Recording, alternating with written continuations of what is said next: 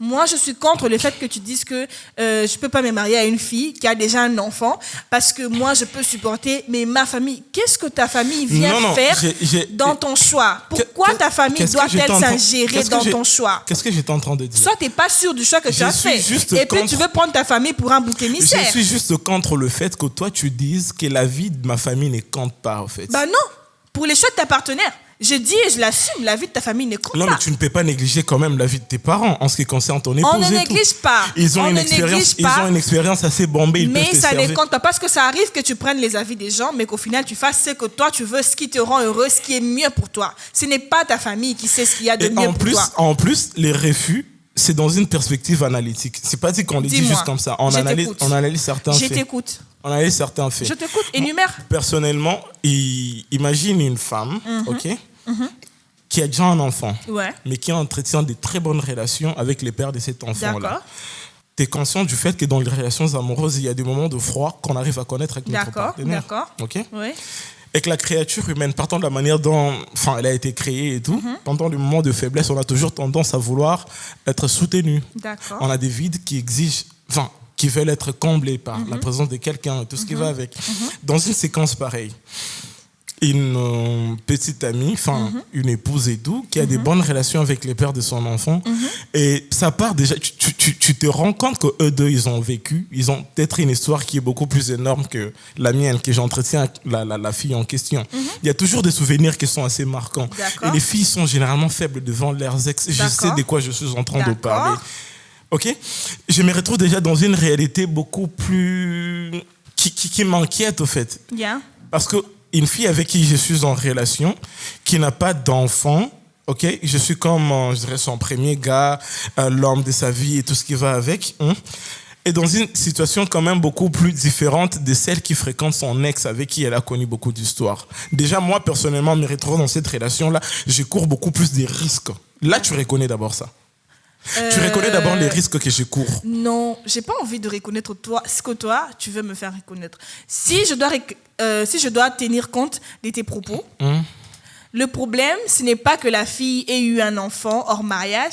Le problème, c'est la relation que cette fille entretient avec le papa de son enfant. Dans l'alentour de la relation que je maintiens avec la fille, tous les risques sont énumérés. Mais, et Arnaud, ma famille peut marteler dessus. Tu me permets de te dire un truc? Et te dis, mais attends, pourquoi tu n'épouses pas seulement une femme qui n'a pas d'enfant? Pourquoi tu veux te mettre dans une histoire qui fera que demain, peut-être, tu frôles? Est-ce que j'ai besoin de te rappeler qu'on n'épouse pas la personne qu'on nous demande d'épouser, on épouse la personne qu'on veut épouser. Si les relations qu'entretiennent la mère, ta copine et le père de son enfant t'inquiètent, j'ai seulement envie de te dire, Arnold, que tu es un homme peu sûr de toi.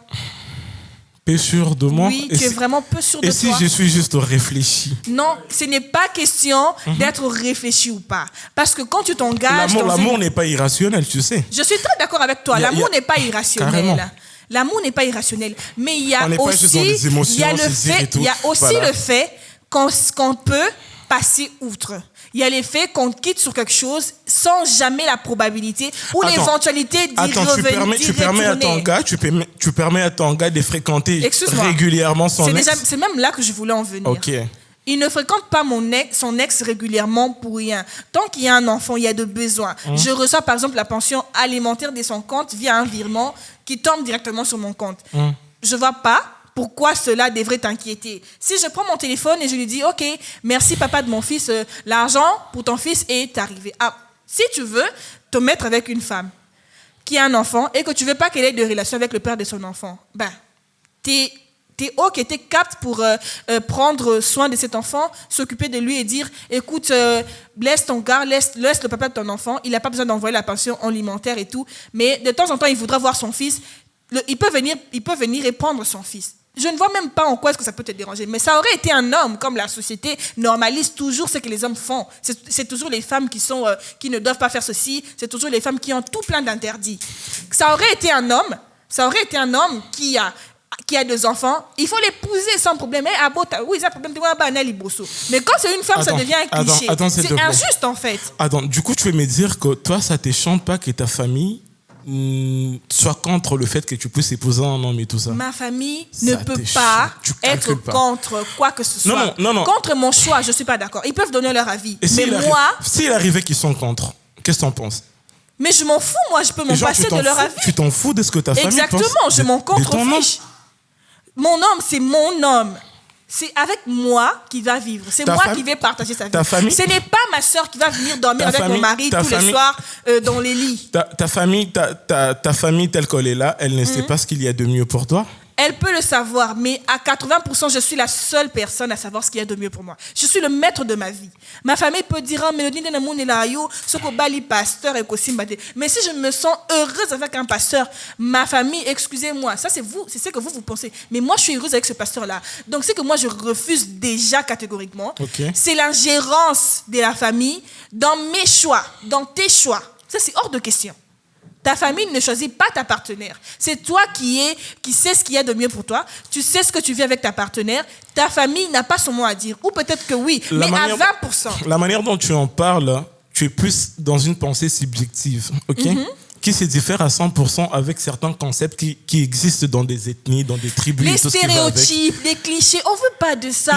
En fait, les gens vivent de ça. Mais non, c'est pas possible. Ils naissent dans ça, grandissent dans ça. Vous acceptez les changements dans certains domaines, dans d'autres, vous refusez. On leur choisit des maris et il y a d'autres qui réussissent littéralement.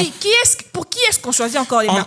On voit plein de mariages forcés. On entend chez les loubaïs. C'est des mariages. Il y a ces histoires qui se font. La fille, elle a qui 17 ans, elle a qui 18 ans. Elle connaît déjà son partenaire de vie. D'accord. Et puis, il y a d'autres qui réussissent dans ça. On ne dit pas que et tous. Je veux que tu précises. Il y a une grande partie qui réussit. Il y a les statistiques, les mariages forcés. Il y a nos parents qui sont passés par ça. Et nous, on est là. On est là. Tes parents ont été mariés. J'ai parlé de nos parents. Mais pourquoi tu parles de nos parents? On parle de nous, la jeunesse, actuellement. Non, mais genre, tu veux me faire ignorer ce qui s'était passé dans le passé? Qu'est-ce que ça a à voir avec toi? Ça n'a rien à voir avec moi. Donc, toi, aujourd'hui, si je comprends, Arnaud, tu serais d'accord que ta maman t'appelle aujourd'hui. Bon, imagine que tu es déjà en couple, par exemple. C'est un exemple. Tu es en couple. Et ta maman t'appelle, te dit, Arnaud, écoute, la fille avec qui tu sors là, elle me plaît pas. Elle va argumenter, en fait. Elle va argumenter. Carrément. Et avec ça, elle te dit, il y a la fille de mon ami, tu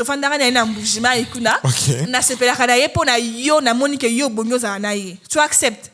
Déjà, où est-ce qu'on met déjà les sentiments? Parce qu'une relation, c'est avant tout des sentiments partagés. Je ressens des choses pour toi, tu ressens des choses pour moi, et on sent qu'on a besoin de l'un de l'autre pour vivre.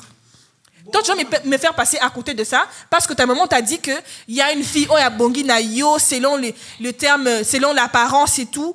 Il y a une fille à Bobina. Tu vas accepter, tu vas être d'accord avec? Déjà, je vais écouter ma maman, ok? Sans refus par rapport à la fille avec qui je vis présentement. Elle va argumenter. Maman, pourquoi elle ne te plaît pas? C'est quoi le problème, en fait?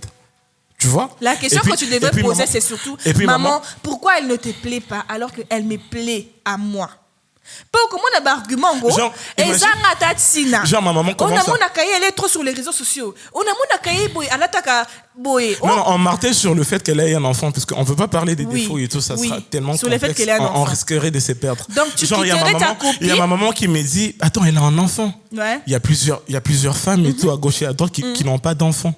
Tu te mets dans une relation dans laquelle voilà, tu seras buté genre à son ex qui viendra par moment.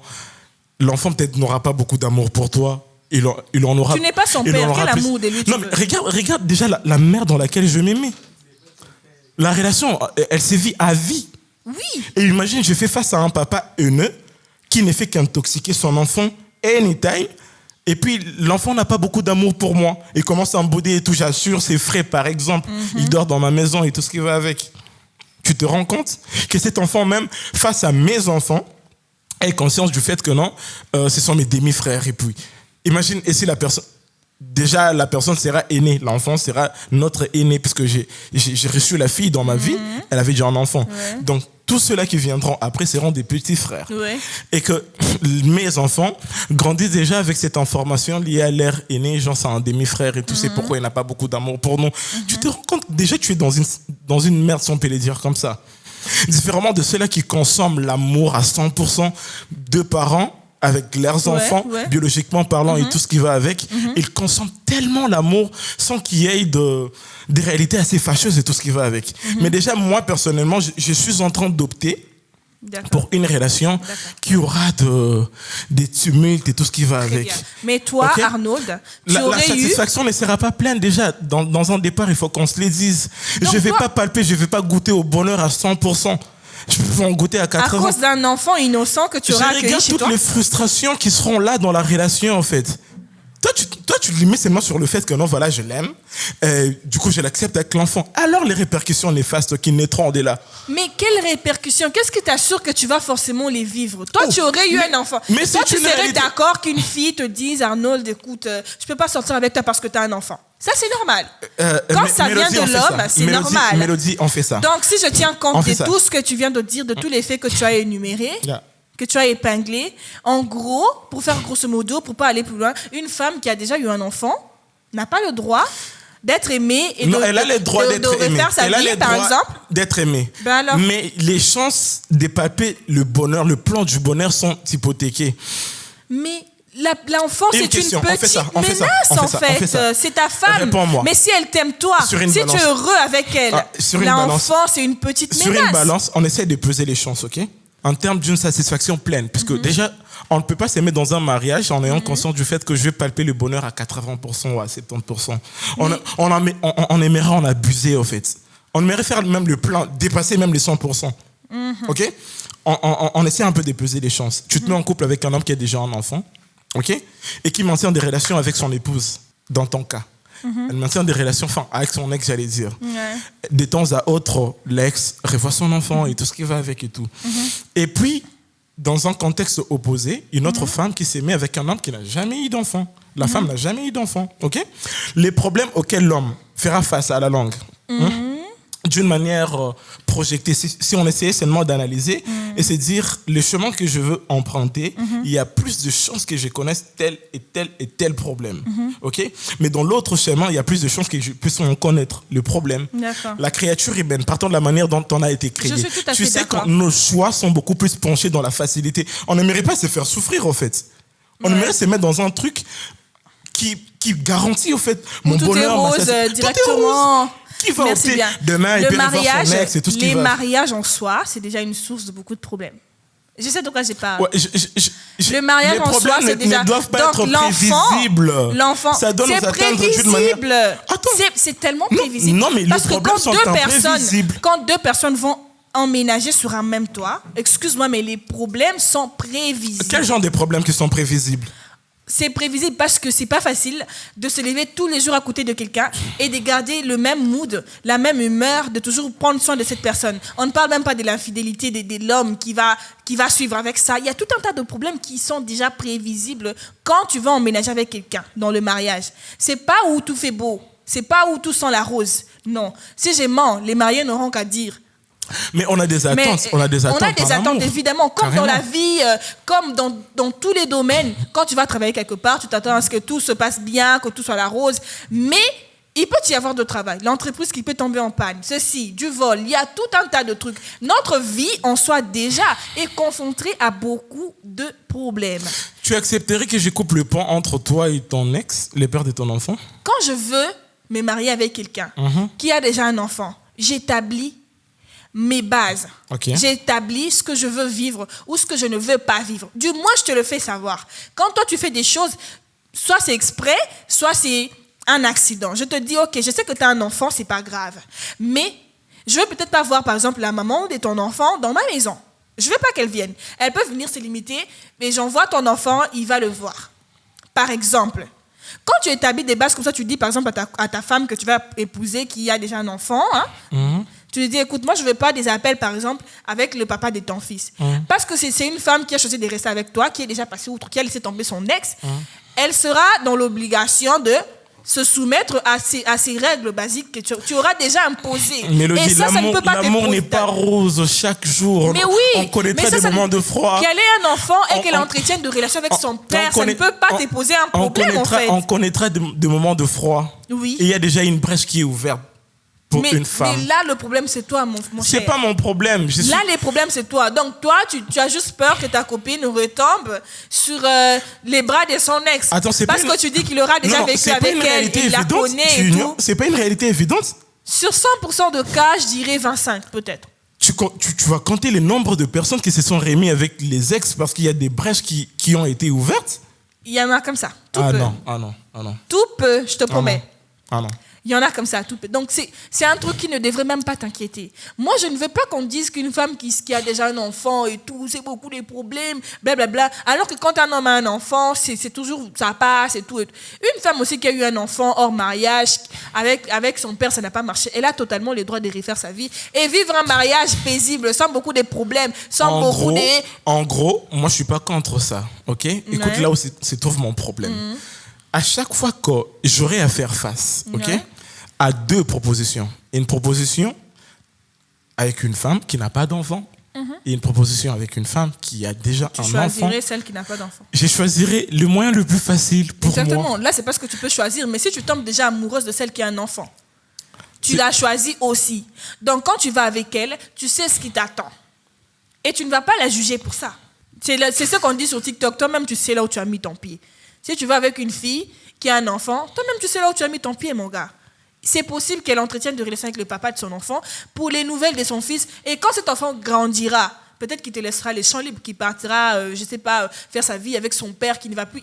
Déjà, en quoi est-ce qu'un pauvre petit garçon ou une fille peut te pourrir la vie dans ton mariage? Ça n'a aucun sens. Et dire en plus que ma famille... L'enfant peut être influencé par son père. Hein.